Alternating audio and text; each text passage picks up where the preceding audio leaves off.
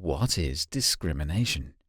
Not all differential treatment is considered discrimination. For an action to be considered discrimination under the Norwegian Equality and Anti-Discrimination Act, it must be linked to factors such as gender, pregnancy, parental leave related to birth or adoption, caregiving responsibilities, ethnicity, religion, beliefs, age, disability, sexual orientation, gender identity, gender expression, or a combination of these factors. Discrimination can be done either direct or indirect.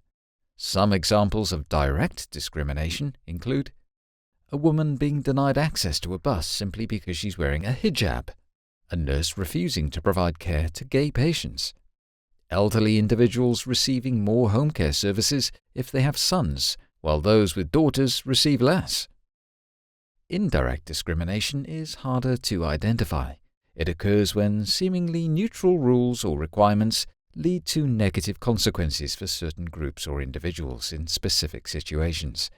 For example, animals are banned from a public building without an exception being made for guide dogs. A Muslim is served pork for dinner in a nursing home without being informed or offered an alternative. The staff explains it by saying that everyone is given the same meal. Different treatment is permissible if there is a legitimate, necessary, and proportionate reason for it. Are you unsure if you've discriminated against someone? Consider this. Would you have acted differently, or would the outcome have changed if the person had a different gender, age, ethnicity, sexual orientation, religion, or did not have a disability? If the answer is yes, is there a risk of discrimination, or is there a legitimate and proportionate reason for why the outcome or treatment would have been different?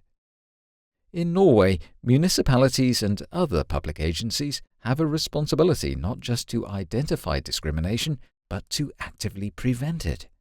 We must work to anticipate, uncover, and reduce the risk of discrimination before it affects individuals. Additionally, we must focus on removing the obstacles and barriers that continue to stand in the way of equality. This means we must actively seek knowledge about the challenges and barriers that different groups encounter within our areas of responsibility. For example, this could involve people with immigrant backgrounds, Norway's indigenous people, the Sami, and other national minorities who may feel that their needs are not fully met when interacting with public services. Words like gay are still used as insults in school. Public buildings are not always universally accessible. Girls and boys are presented with different career choices during childhood and adolescence. Public sector employees may lack the competence to address the needs of minority groups, or may be unaware of their own biases. These challenges are rarely the result of deliberate discrimination. More often they arise from a lack of awareness or universal design, unconscious biases, or the mistaken belief that everyone should be treated in exactly the same way. To summarize, not all differential treatment is considered discrimination. Reflect on your own actions and decisions. Seek or acquire knowledge about the status of equality and the risk of discrimination in your areas of responsibility.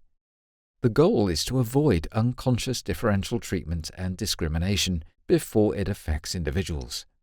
It's essential that there is mutual understanding and alignment among everyone involved.